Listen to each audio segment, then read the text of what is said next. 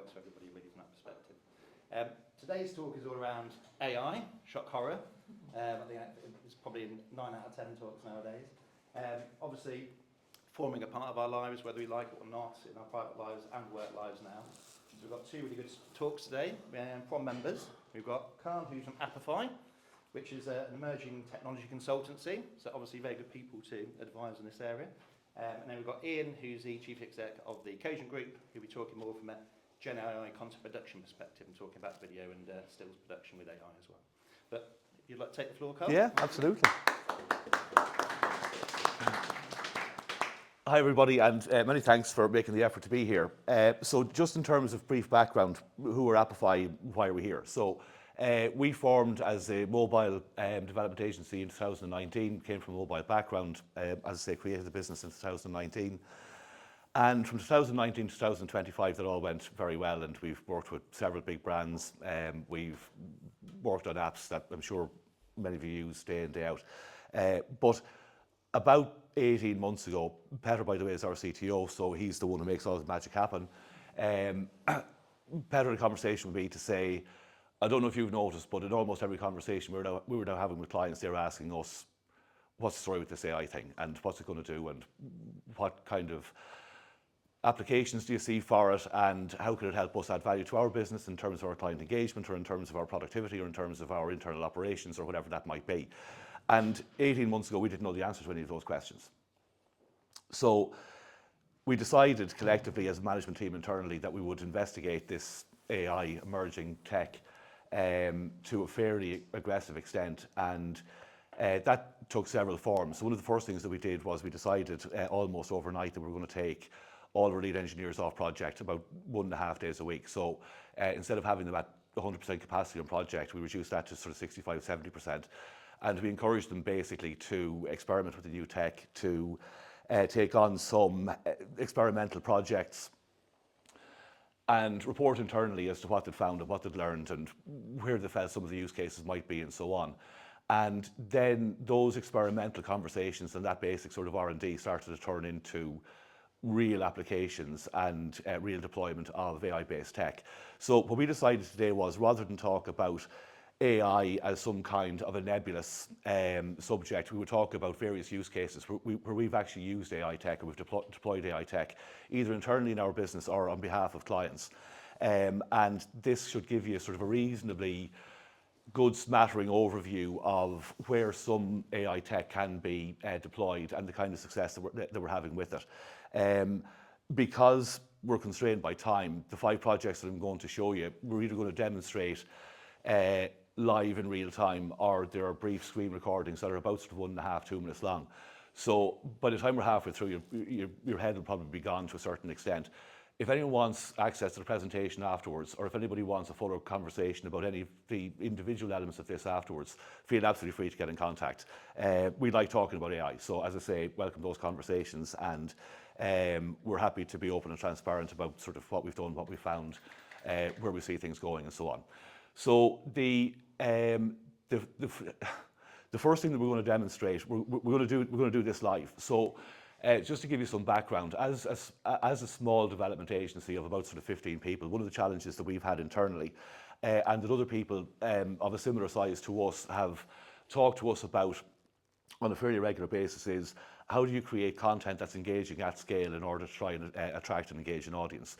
And we have a marketing manager, we have a marketing intern, but the reality is that 1.5 resources can't produce lots and lots of content that is engaging and can be produced at mass scale until the advent of AI. So one of the things that we started to play around with, and one of the internal experiments that we did about a year ago, was to create an AI-based news aggregator and see what kind of content we could create out of an AI engine from aggregated news.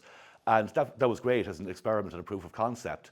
But where's the actual value in it, and where's the actual application for the tech in terms of real world? And again, the conversation that myself and Petra had with the marketing manager, we came to the conclusion that if we're going to talk about AI, wouldn't it be interesting to create live AI-based news on a daily basis?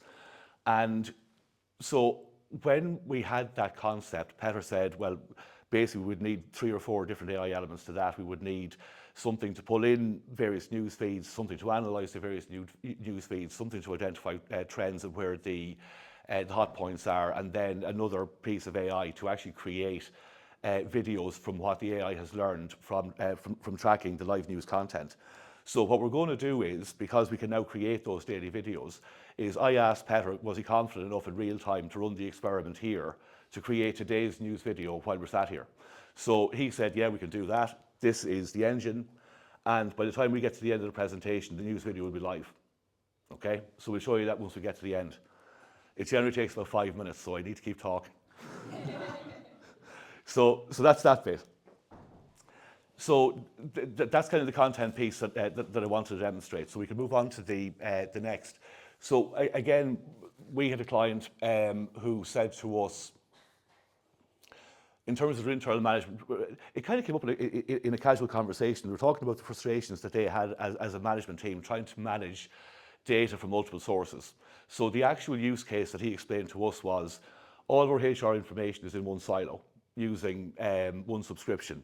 All of our project management information is a different silo. All of our sales CRM is in a different silo. All of our content and output is in a different silo.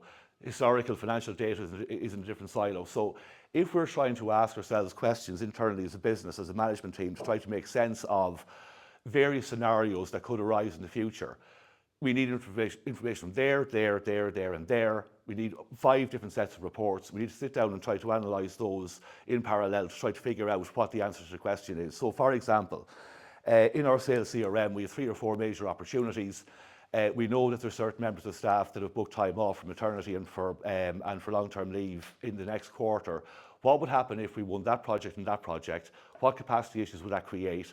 What new hires would we need to bring into the business? What would they likely cost, and how would they affect margin?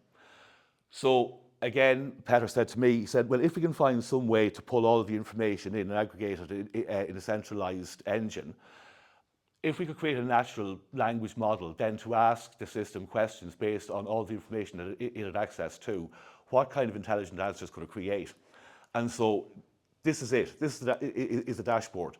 So all of these information sources can either be used from scratch as a new business, or it can pull in data from existing sources that you already have, and basically cross-reference all of your information across clients, proposals, CRM, HR, operations, project management, and so on. And then we get to a point whereby you can actually start to ask it questions. So we've pre-recorded a few of these. So can you give me an insight into our KPIs for this quarter? It'll pull all the information in together, and it'll try and give you an answer.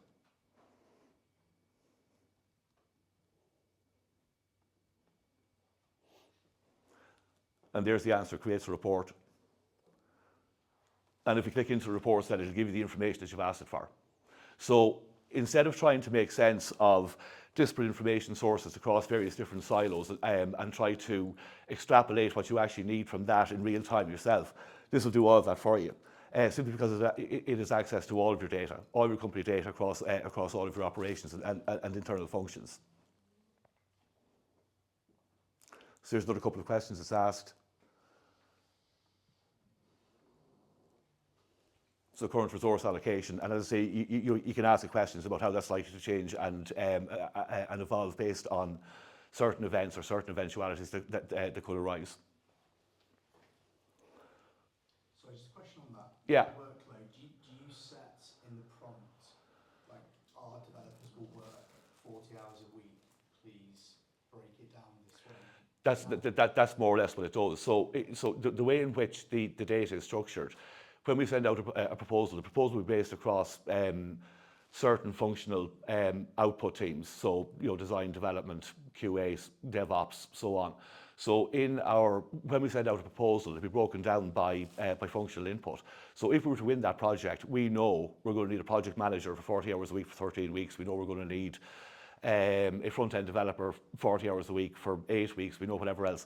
So the system understands what the impact is of each project win would be on our capacity, if that makes sense. Yeah. And then when the project's live, your project management system will also feed into it. Yeah. And say what? Okay. Yeah. Interesting. Yeah. So that's the management tool.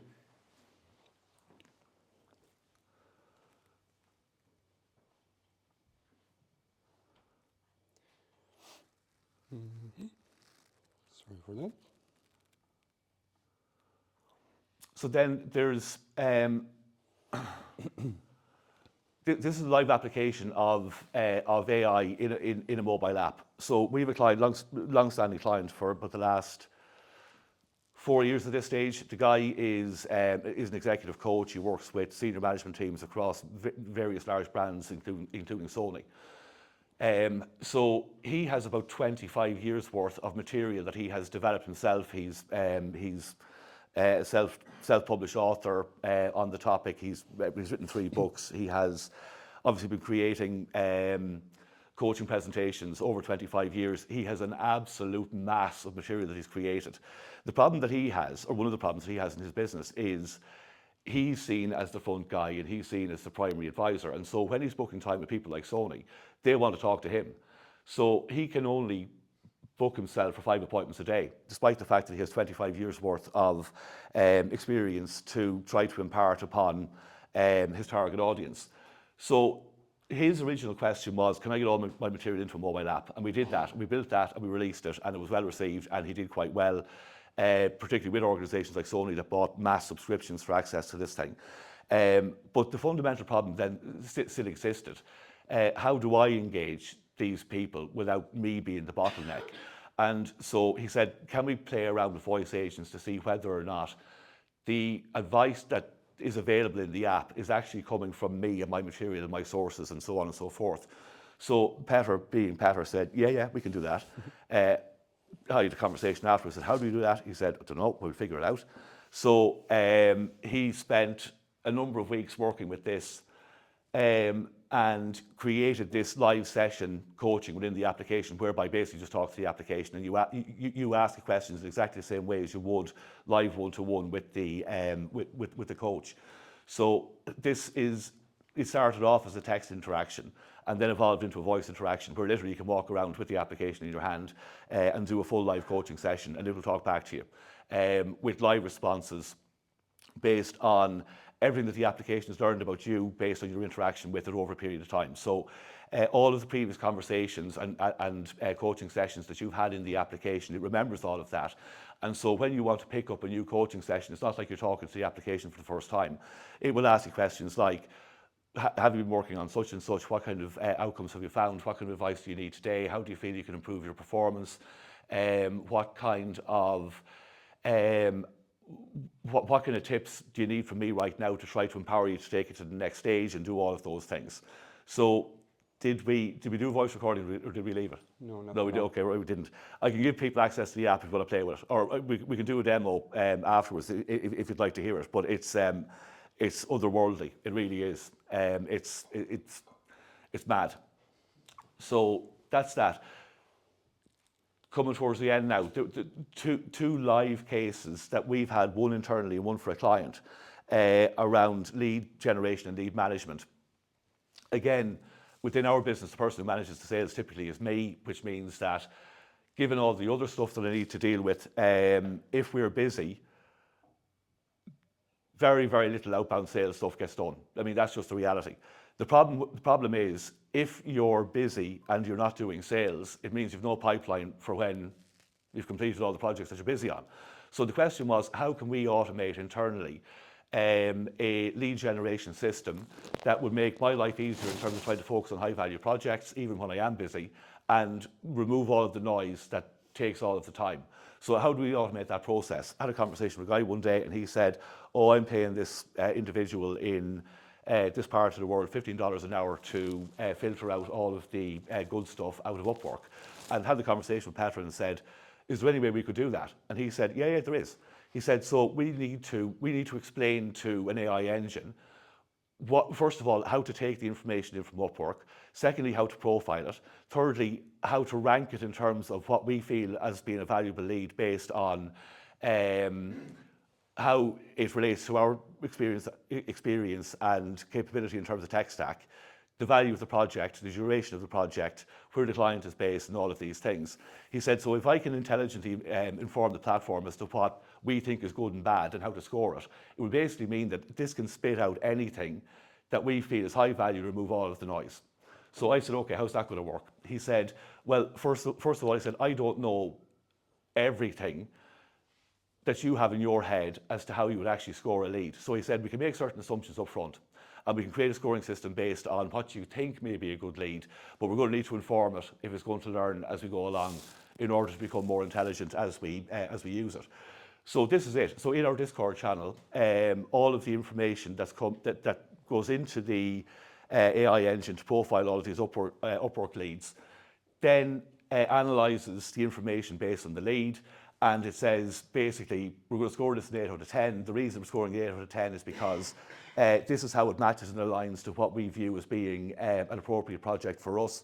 And then we can do one of three things. Either say, no, we're not going to have any further conversation about that and reject it. Or we can generate a proposal live from us that says, here we go, this is it. So based on us, our experience, our client profile, projects we've worked on in the past, our tech stack expertise, it creates this automatically. This is the application for the job. And we can then just push that and make the application through Upwork. The other thing that we can do is, where's the learning tool? It's going to come up in a second. Okay. Here it is. So we can give the agent our feedback back to say, I wouldn't rank this as an 8 out of 10, and the reason is there's no value attached to the project, or we're not really interested in doing projects for less than $35 an hour, or whatever. And once you've given it the feedback, it learns. And so if you're told it to do more of this or less of that, that's exactly what it'll do. So the scoring accuracy becomes more and more relevant as the engine learns from the feedback that you provided it with.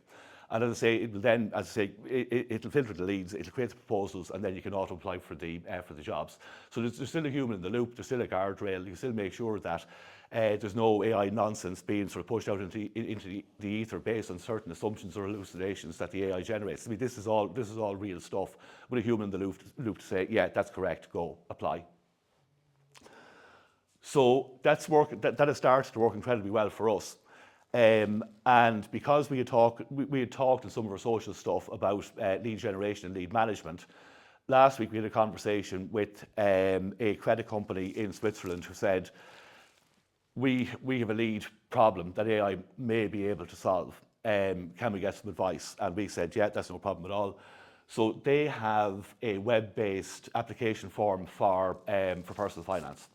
So basically you go onto their website and say, I'm Joe Bloggs, I want 35 grand, I want it over a 3-year period, apply.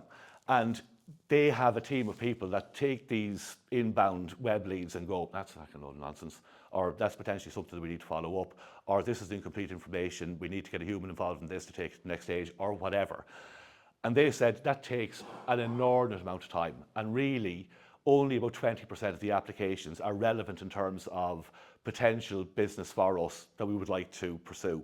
So how could we potentially automate that process to filter out all of the noise and get to the good stuff, where we can then bring a human into the process to process the application further? So they request a call back. The AI then auto calls them. So using the phone number that they have supplied, the agent will call them back and ask them this list of questions. And basically what it's trying to do is establish 6 data points that qualifies this person as being a potential client for this lender or not. And as this conversation proceeds with the applicant, it's asking these 6 questions as it goes along to make sure that they have filled the 6 data points necessary to then involve a human being. So again, if you want to hear this afterwards, or we can demonstrate it on the call, the agent asks the questions, ticks the boxes, and then once all the boxes are ticked, it then moves the information into the client's existing CRM. So they don't need a new CRM system, they don't need to create new internal sort of systems or policies or procedures. It'll take the information and it'll push it into their CRM. then based on load balancing in terms of the internal capacity of the organisation, it will then try to find an agent who's appropriate to that particular lead based on their language skills, based on their current workload and so on. And this lead has now been assigned to Sophia, and that will now create an auto alert for her to say, here's Marco, he needs a call back, he's satisfied the criteria, and then it creates the full case file for her. So the original application, all of the recording of the conversation that's been had with this guy, and all of the information that was extracted from the call, and then basically, as I say, she has a full case file to go and call the person back to try to take the loan inquiry to the next stage. But without all of the noise, all of the mess, avoiding the 80% of calls that she didn't want to make in the first instance, she has filtered it down to, or the AI has filtered it down to the real gems in terms of the opportunities, and then that's what she deals with. Needless to say, they were somewhat impressed with that. They were very, very pleased. So, is the video ready? It should be. Okay, Yeah. here's today's AI news video. 1 second. Tonight, Black Hat USA convenes the cybersecurity community. Tim Cook hands Apple's top job to John Ternus, and OpenAI's acquisition spree raises new questions. Black Hat USA brings together security researchers and industry leaders. The Black Hat USA conference is underway, drawing cybersecurity researchers, vendors, and enterprise security leaders. The event serves as one of the industry's primary venues for disclosing new vulnerabilities. Executive Chairman. Apple announced that hardware engineering chief John Ternus will succeed Tim Cook as Chief Executive Officer after Cook's 15-year tenure. And value. OpenAI has been on an aggressive buying streak, picking up firms ranging from finance apps to a talk show, according to TechCrunch. The moves come as the divide widens between AI industry insiders and the broader public over spending and practice. So that's it. That's today's news video created fully by AI using 4 different tools from start to finish to pull together this content output. And no human touches that until the final video is produced, and then we decide either to publish it or not. And if it's a thing that's something inaccurate or something that we feel doesn't sort of look as it should or whatever else, we can get the AI to make the change in real time before we publish it. But as I say, in theory, we've obviously decided to focus on AI news, but I mean, this has applications across all kinds, I mean, anything in terms of industry, brand, news, sport, whatever. As long as there is publicly available content that can be pulled into an AI engine and made sense of, we can create almost any type of content output that's imaginable through video. So this can be optimized for any social channel. So it can be formatted for LinkedIn, it can be formatted for YouTube, it can be formatted for whatever way you want to format it. And as I say, once a human has seen it and reviewed it, push, and it's live. And that's it. So that's just sort of a smattering, a brief overview across content, across leads, across voice, across data, that I hope will give you sort of some kind of a flavour of what AI is capable of, what people are doing with it, what potential applications it has, what value it can bring to business, how it can improve your customer engagement, how it can reduce capacity restrictions internally with people doing, rote tasks again and again and again that can be handled by an intelligent engine. So that's us, and that's where we're at. I have business cards with me if anybody wants to contact us after the event. We're members of the fold. I'm here probably a week every month. So again, if somebody wants to meet up, feel free to do that. We will do a quick Q&A now. We'll try and keep it sort of fairly top level, so we're not getting into very, very specific case stuff. But I'm more than happy to answer any questions I can do. If the questions are of a tech nature, Peter's happy to take those on, because that ain't my bag. I just know what it does. I've no idea how it does it. But Peter's, as I say, he's more than happy to answer any specific tech questions. So that's it.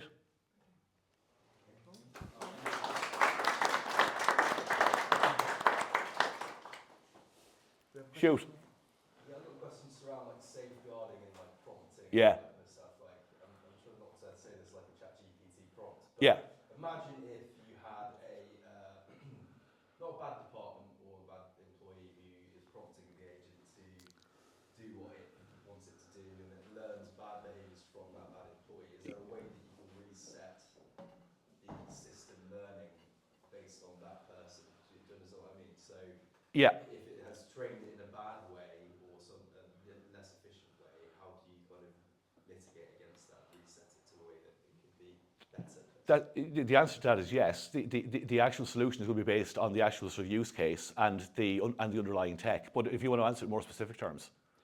Yeah, in this specific scenario, we pretty much record all the feedback that the tools collect in a database so that you can basically review them over time, and it tries to optimize the prompt. So it's not just keeping on adding everything to the prompt, but there is like a feedback loop which analyzes every piece of feedback once there is enough feedback from the users, and creates a new version of the prompt that is not necessarily taking feedback for granted, but actually extracting that by using AI to inform how the prompt should look like in the new version. Yeah. That's like specific use case here. Yeah. There are obviously different strategies that you can explore. We're at a bit of a crossroads as a business, so we've got over 60 staff, and at the moment we're based in 2 different countries, but every department and every employee is using a different tool.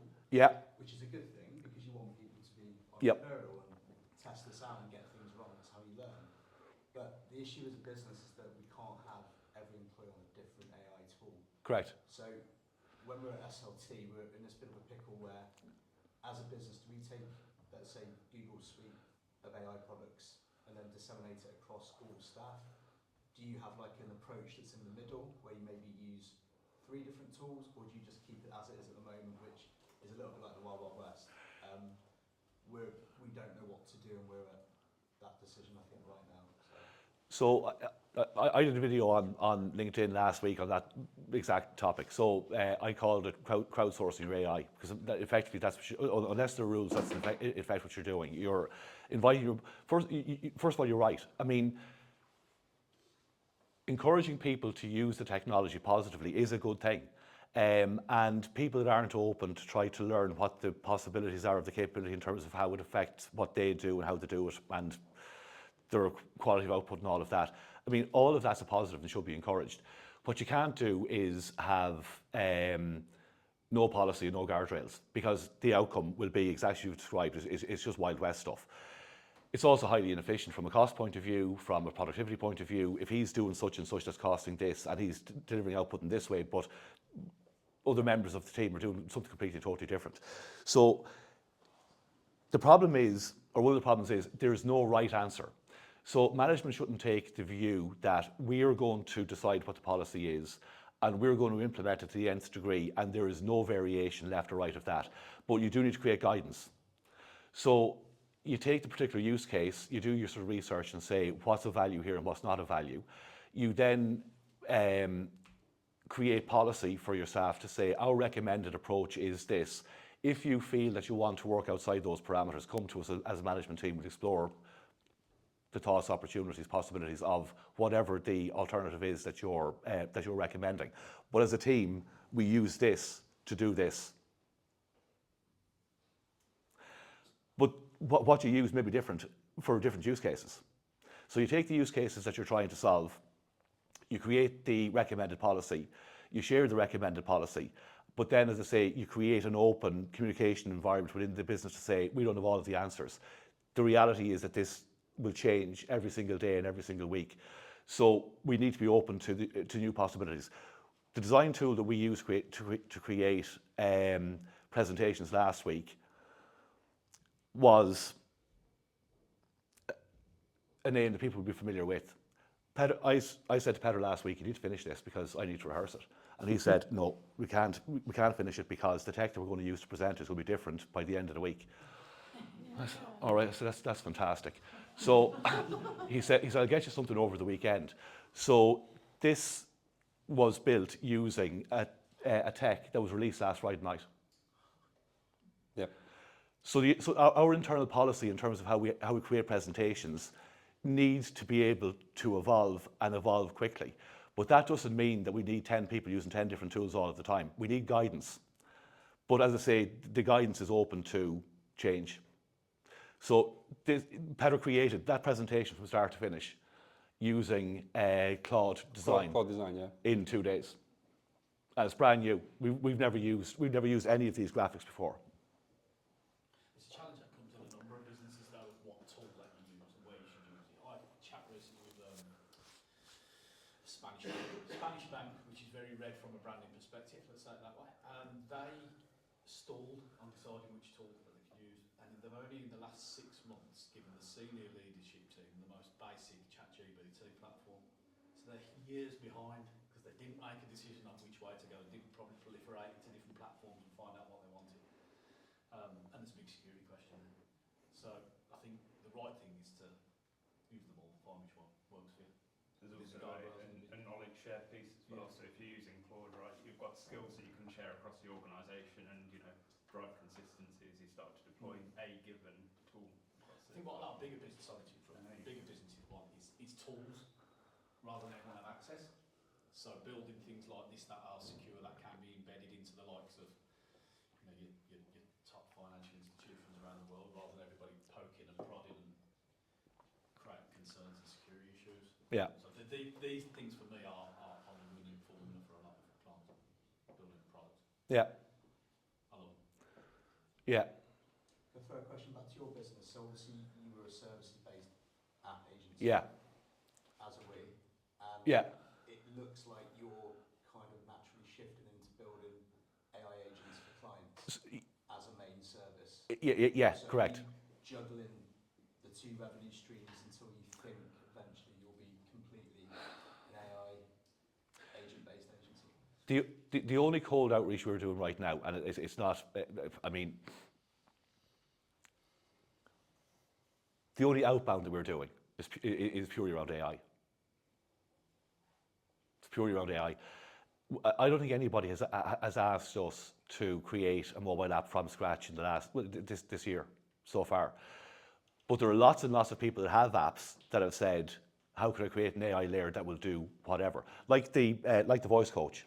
So very successful mobile application, a little bit limited in terms of the user experience, the client experience, and we workshopped out, well, how could that change? How could that be more engaging? How could it be more accessible? How could it add greater utility?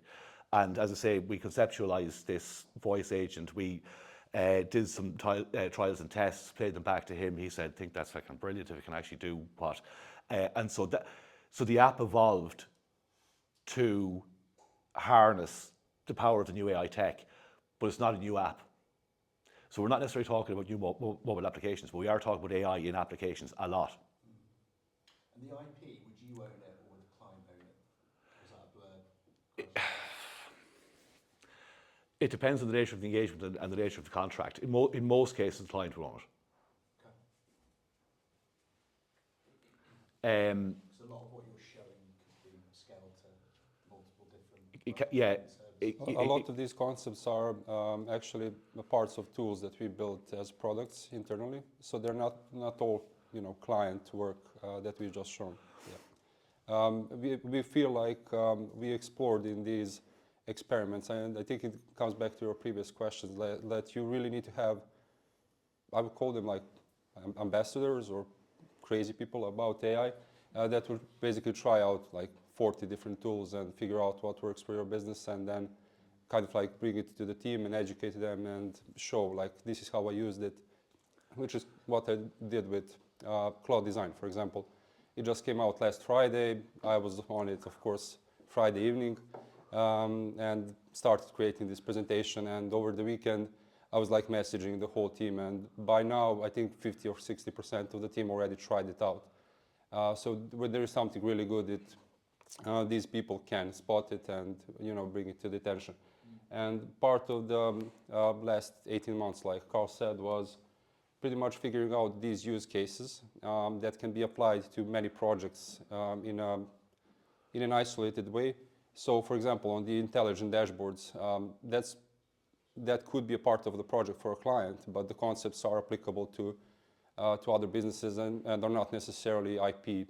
But something that's a concept, that's a use case that we figured out, and we intend to apply also in the future. Yeah. Hope that helps. How do you think about your pricing in terms of build cost versus token usage and the ongoing cost of running the models?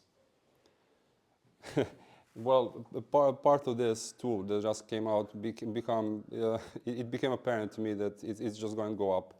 The pricing will just become more expensive for the tokens, and it will become more restrictive. So I think, like with all the things that I've said so far, these things will have to evolve, and your pricing strategy kind of has to evolve. And we are seeing some parts of like the SaaS pricing model. People keep asking us to do that. Sometimes it doesn't work because the economies don't work there if you like apply fixed pricing, etc. So on several projects, we also like forwarded the cost of the tokens to the clients with the margin built in on top of the cost. On the others, you end up with low usage, people subsidizing pretty much the power users by paying some subscription, which we are all doing with Claude and ChatGPT. We are subsidizing the power users just so that we can have the $20 subscription. So we are still experimenting with those. I hope that answers the question, but we can chat if you want a little bit more later. Yeah. One more. Yeah, I guess I would imagine every day there are more AI platforms and tools. Do you imagine a time when that one will buy these three and this will buy that three and they'll be left with 2 or 3 that do everything? Is that how it will go? I suspect that might happen. So again, another video that I did last week was parallels between sort of this wave of emerging tech with the proliferation of microcomputing in the 1980s. And I watched a Sky documentary about sort of, it was a 1980s documentary, but the feature episode was on tech and emerging tech. And it just struck me how similar the conversations were back then about computing, how similar it is to conversations around AI. Because the questions it was using was, what are we going to use this for? How is it going to change how we work? What are the security risks? Are they going to replace our people? And you're kind of going, I heard all this in the conversation. But if you look at who were the major players back then, like IBM and Commodore and Tandy and all of these, I mean, they're all scrambling for a market position. And 2 or 3 lead players then sort of start to emerge out of the pack. And I think this will be sort of somewhat similar. I mean, it's always going to be fragmented to an extent because of the vast plethora of potential use cases and underlying technologies necessary to support all of those various use cases. So, I mean, there's always going to be a myriad of different solutions, but there probably will become 2 or 3 major sort of power players that 2 or 3 years from now will be the dominant players. If you can tell us which ones they are. You see, that'd be useful. Yeah, you see, that's something to do with tech. That's clairvoyancy. Yeah. Thank you very much, gents. Super.